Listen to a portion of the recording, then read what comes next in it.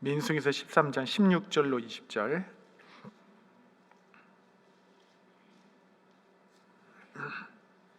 저희가 한 절씩 교독하겠습니다. 이는 모세가 땅을 정탐하러 보낸 자들의 이름이라.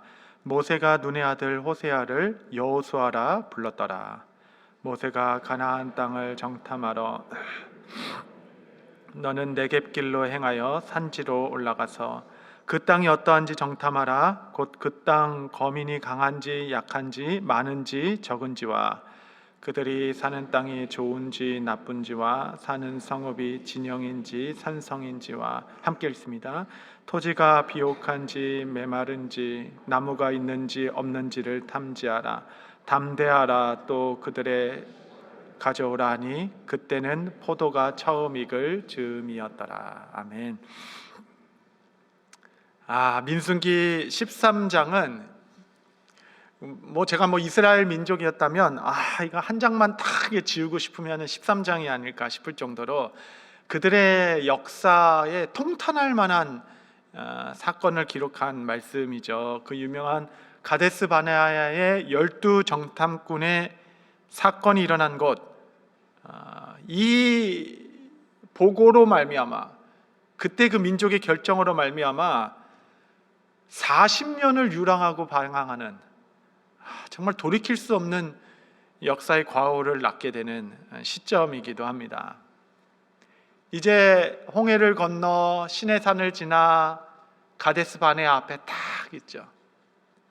이스라엘 땅 남쪽 끝입니다. 남쪽 끝. 이제 여호수아는 서쪽으로 들어가가지고 그냥 요단강 건너 그냥 허리로 치고 들어갔는데 밑에서부터 이제 올라가는 길을 택한 거죠.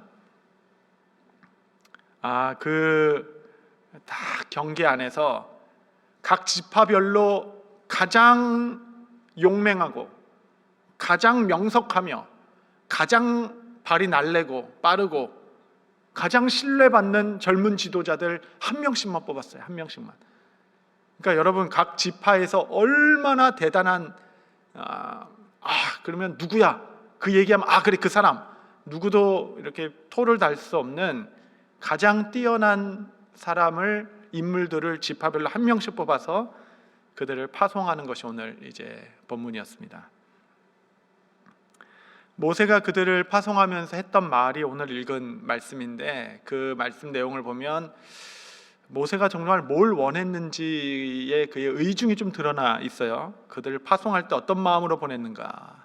17절에 보면 모세가 가나안 땅을 정탐하러 그들을 보내어 이르되 너희는 네겝길로 행하여 산지로 올라가라. 네겝가 여러분 사막이거든요. 그 사막, 유대 사막, 그 사막을 길을 직통하라, 가로질러. 그러니까 여기저기 그냥 부산하게 하지 말고 가장 빠른 길로 사막을 지나가서 그 끝에 만나는 산지로 올라가라. 이게 뒤에서 나오는데 이 산지가 바로 헤브론입니다. 헤브론. 지금 그 12 젊은이들, 지금 갈렙과 여호수아가 40년 후에도 생존하면서 전쟁을 이끌 수 있으니까 40년 전의 이야기니까 이들이 얼마나 지금 패기 넘치는 젊은이겠습니까? 나라의 지도자급들이겠죠. 그들에게 모세는 너는 헤브론으로 올라가라, 이거를 말한 것입니다. 헤브론이 어디입니까, 여러분? 헤브론.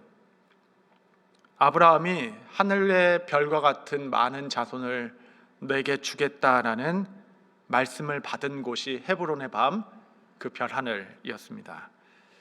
주께서 이 땅을 내게 주겠다 약속을 받은 곳, 너는 눈을 들어 동서남북을 바라보라 라고 말씀하신 곳, 그것이 비전의 언덕, 약속의 땅의 어떤 핵심 헤브론, 그 헤브론에서 하나님의 나라를 이루는 것. 여러분, 예루살렘 시온은 나중에 다윗 때 다윗 때나 이제 수도가 되는 겁니다.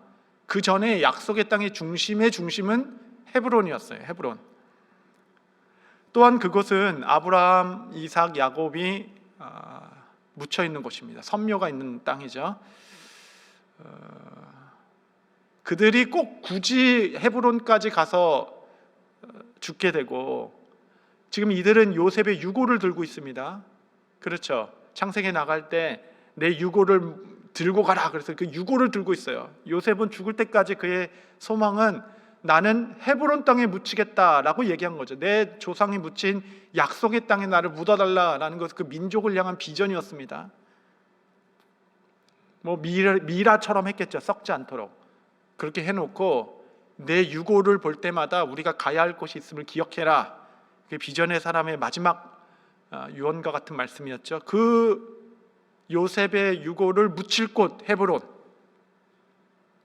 모세가 왜 청년들에게 헤브론으로 올라가라라고 했을까요? 여러분, 이들은 피가 끓는 사람들입니다. 피가 끓는 활활 타오르는 열정의 사람들.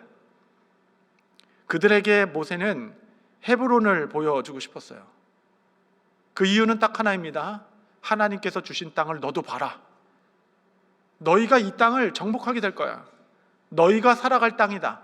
하나님께서 주신 땅을 봐라. 가서 직접 우리 아브라함, 이삭, 야곱이 묻힌 땅을 보라. 여러분, 지금 이 12명이 그냥 12명입니까? 시대에 없는 12명. 이들은 홍해 바다를 건넌 세대입니다. 10개의 재앙을 몸으로 체험한 세대이죠. 하늘의 만나를 직접 먹고 있습니다. 이들은 너희들이 이제 시대의 주역이 될 테니 헤브론으로 올라가서 그 불붙는 마음을 품고 주 앞에 서라. 이런 좀 기대가 있지 않았겠습니까?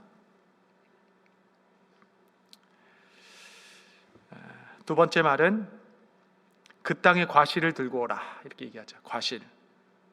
그 이유는 무엇입니까?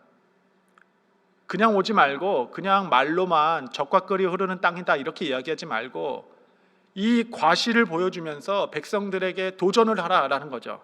근데 말을 안 믿을 수도 있으니까 이렇게 적과 꿀이 흐르는 좋은 땅이 예비되어 있습니다라고 백성들을 독려할 수 있도록 모세는 일체 의심이 없습니다.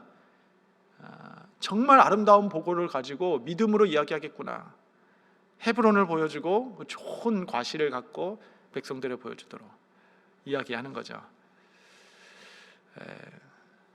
세 번째는 담대하라였습니다. 우리 민수기 13장 20절 제가 읽겠습니다. 토지가 비옥한지 메마른지 나무가 있는지 없는지를 탐지하라. 담대하라. 담대하라. 이것이 이제 마지막 그의 아주 당부였죠. 혹 가서 큰 성을 보더라도 두려워하지 말아라. 거인과 같은 안악의 자손을 보더라도 담대하라. 믿음으로 보라 라는 얘기입니다. 너가 거기 메마른 나무가 있는지 성읍이 있는지 보는 것도 중요하지만 무엇을 보는가 보다는 어떻게 보는가가 훨씬 더 중요하다라고 얘기하는 거죠. 너는 담대하라. 담대히 봐라. 이렇게 말씀하시는 겁니다. 담대하라. 흥미롭게도 모세가 이제 이 가데스 바네아로 말미암아 40년 광야에서 방황하고 느보산에서 죽잖아요. 못 들어가고. 그때 신명기를 막 쓰지 않습니까? 설교문입니다. 그 신명기의 마지막 유언, 다음 세대를 향한 마지막 유언이 무엇이냐면 신명기서 31장 6절 말씀에 너희는 강하고 담대하라. 두려워하지 말라. 그들 앞에서 떨지 말라. 이는 내 하나님 여호와 그가 너와 함께 계시며 결코 너를 떠나지 아니하시며 버리지 아니할 것임이라 하고. 마지막 말도 담대하라. 그 40년 전에 그 젊은 세대들이 실패한 이유는 그 믿음의 용기를 잊어버렸기 때문에 믿음으로 바라보고 강하고 용맹하여 두려워 떨지 말고 마음을 물같이 녹이지 말고 힘써 나아가라 라고 얘기하죠. 예수님도 마찬가지십니다. 예수님께서 십자가 지시기 직전에 제자들에게 몇 가지 당부를 하셨어요. 요한복음 16장 33절 이것을 너희에게 이르는 것은 너희로 내 안에 평안을 누리게 하려 함이라. 세상에서는 너희가 환난을 당하나 담대하라. 내가 세상을 이겼노라. 담대하라. 내가 세상을 이겼다. 담대함을 빼앗기는 이유는 두려움이죠. 두려움을 이기는 건 평안입니다. 내가 너에게 평안을 줄 터이니 평안 안에서 담대하라. 이 세 가지 당부를 하고 보내며 40일을 기다렸습니다. 사실은 뭐 일주일이면 되는 일을 왜 이렇게 40일이나 오래 걸렸는지는 뭐 모르겠어요. 얼마나 꼼꼼해 봤는지. 헤브론에 올라갔고 포도 열매 나무 실과를 걷어와서 이들이 한 보고는 그야말로 최악이었습니다. 최악. 성경에 남을 만한 최악의 보고. 여러분, 이 12명의 이름은 성경 그대로 기록되어 있습니다. 아까 읽지 않았지만 어느 지파의 누구, 이 이름은 영원히 기록될 것이에요. 최고의 인물들이 보고한 최악의 보고, 최고의 인물들의 최악의 보고. 이게 참 아이러니하죠. 저는 교회에서도 너무 많이 봤어요. 최고의 석학, 뭐 세상에서도 너무 정말 잘나신 분들, 이렇게 아주 이렇게 성공하신 분들의 최악의 보고들. 정말 믿음에 근거한 것이 아니라 현실에 근거한 가장 명석하다 하는 분들의 최악의 보고. 특별히 지도자로 선 사람들의 한두 마디의 말이 교회의 10년을 뒤로 미룹니다. 10년이 걸려요. 10년. 이 보고의 내용은 이러 같습니다. 5가지예요. 뭐 길지만 5가지입니다. 1번, 이곳은 분명 좋은 땅입니다. 2번, 그러나 우리는 그들에 비하면 메뚜기와 같습니다. 3번, 그래서 우리는 이 땅을 차지할 수 없습니다. 4번, 모세와 아론을 대체할 새로운 리더를 뽑으시다. 5번, 그래서 다시 애굽으로 돌아갑시다. 최고 인물들의 최악의 보고. 그 10명의 보고에 반한 믿음의 보고를 한 사람은 2명이었습니다. 여호수아와 갈렙이었죠. 그의 보고는 3가지였습니다. 1번, 그 땅은 심히 아름다운 땅이라. 2번, 능히 올라가 그 땅을 취하자. 우리가 이기리라. 3번, 여호와께서 우리와 함께 하시느니라. 여러분, 담대함이 없으면 아무것도 할 수 없습니다. 믿음이 없이는, 믿음 없는 자에게 하나님의 나라는 가당치도 않습니다. 합당하지 않습니다. 소수의 믿음 있는 자가 하나님의 눈으로 세상을 보고 올바른 보고로 하나님의 나라를 진전시킵니다. 그럼 우리가 이제 담대함을 얻어야 되는데, 이 담대함이 어디서 오는가? 담대함이 뭐 그냥 열심히 하자 막 이렇게 이렇게 마음 가진다고 생기는 게 아니죠. 이런 담대함, 그 10명이 막 나중에 이제 막 모세, 그 여호수아와 갈렙 막 죽이자라고 얘기하잖아요. 그때 막 옷을 찢으면서 막 열변을 토하는 그런 담대함의 근거가 무엇인가? 우리 민수기 14장 8절인데 한번 몇 가지만 보고 마치겠습니다. 14장 8절에 보면, 여호와께서 우리를 기뻐하시면 우리를 그 땅으로 인도하여 들이시고 그 땅을 우리에게 주시리라. 이는 과연 젖과 꿀이 흐르는 땅이라. 담대함의 근거는 첫 번째는 이거입니다. 여호와께서 우리를 기뻐하시면. 이 일이 하나님이 기뻐하시는 일인가? 그렇지 아니한가? 그거 하나만 생각하면 됩니다. 하나님이 기뻐하신다라는 마음이 확신이 있으면 그 일은 담대하게 하는 것이죠. 무슨 장벽이 있어도. 담대함은 여기서 오는 것입니다. 하나님이 기뻐하시는 일을 나는 하겠다. 10명이 반대해도 이 일은 해야 한다. 이 하나님이 기뻐하시는 일을 하지 않는데 어디서 담대함이 나오겠습니까? 여러분이 품고 기도하는 제목들에 여러분의 간구는 이것을 해주십시오라는 것이 아니라 이 일이 하나님이 기뻐하시는 일인가라는 확인입니다.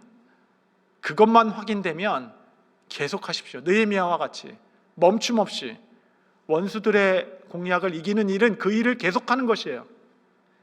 여호와께서 기뻐하신다라는 마음의 확신이 필요한 겁니다. 우리 안에.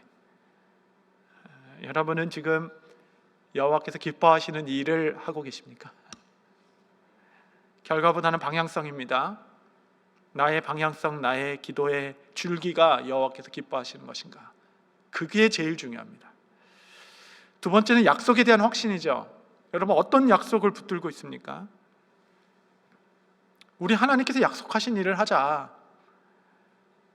저는 왜 이렇게 자꾸 우리 이 시대에, 요즘은 그렇지도 않지만 성도들이 왜 이렇게 하나님의 음성을 이렇게 들으려고 애쓰는지 모르겠어요. 하나님의 음성은 성경에 이미 다 기록되어 있고 더 추가할 것도 뺄 것도 없습니다. 이미 모든 약속, 구어 언약, 신 언약으로 더 이상 추가할 것도 뺄 것도, 더 알아서 알 필요도 없는 우리에게 모든 약속이 성경에 쏟아져 있죠. 그래서 저는 선교에 대해서 고민하는 사람마다 저는 이렇게 얘기합니다. 아니, 하나님의 약속이 이미 다 드러나 있는데 도대체 뭘 고민하는 거야? 예수님은 가라라고 말했고 복음을 전하라라고 말했죠. 그래서 이때 단기 선교를 갈까 이렇게 고민하는 청년들을 만나면 하나님께서 밤의 꿈 중에나 환상에 너한테 나타나셔 너는 절대 선교 가지 마. 너는 이 약속에서 예외야. 너는 절대 복음 전하지 말고 절대 다른 민족에게 나가지 마라고 말씀하지 않는 한 모든 사람이 그냥 약속의 말씀 붙들고 가는 겁니다. 이스라엘 백성이 홍해 바다 건너 북쪽으로 올라가지 않고 남쪽으로 내려갔다 하죠. 시내산 쪽으로. 전혀 다른 방향으로 갈 수는 있지만 목적은 하나죠. 약속의 땅으로 가겠다. 주께서 말씀하셨기 때문에. 여러분, 그리스도의 몸된 교회가 부르심 받은 우리에게 무슨 다른 비전이 있을 수가 있습니까?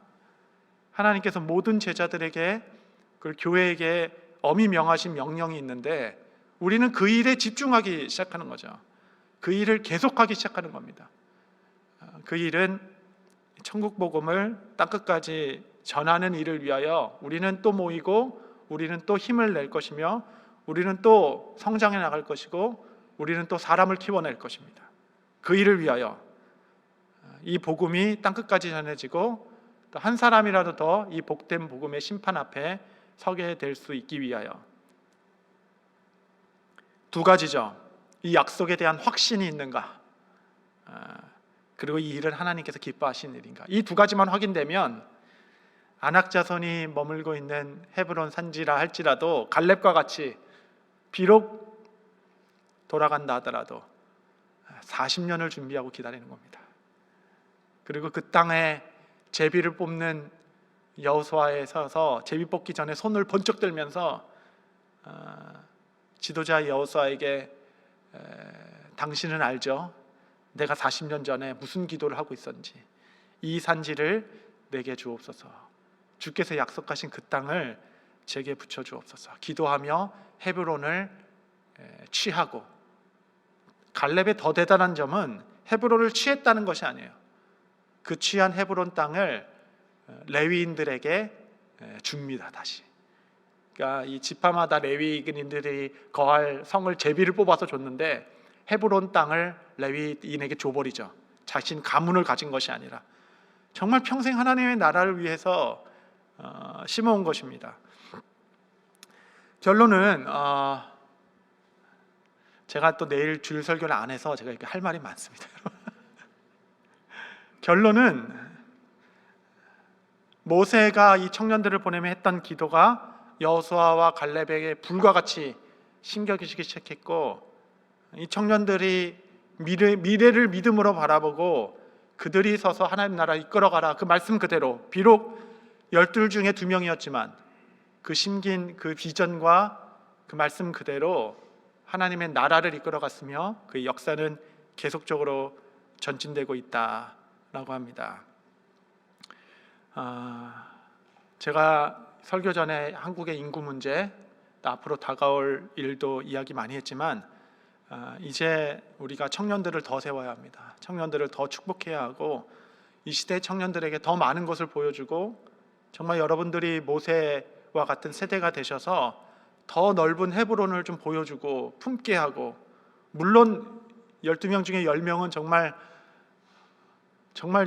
막 손을 뒤집는 일들도 일어나겠지만 그 중에 소수는 하나님의 나라를 꿈꾸고 그 시대를 이끌어갈 정말 민족의 지도자, 하나님 나라 일꾼들이 서게 되는 것 아니겠습니까? 이 번영의 시대가 끝나고 축소의 시대 가운데 담대하게 하나님 나라를 이끌어갈 청년들이 아주 누룩과 같이 일어나서 온 땅에 편만이 퍼져야 합니다. 그 일을 위하여 우리 교회가 다시 한번 새로운 그림을 그리고 힘차게 정진해야 하겠다. 이것이 이제 새로운 40년을 맞이하는 우리 교회의 기도가 될 것입니다. 여러분, 교회를 위해서 기도해 주시고 우리 다음 세대를 위해서 축복해 주시는 저와 여러분 모두 되시기를 바랍니다.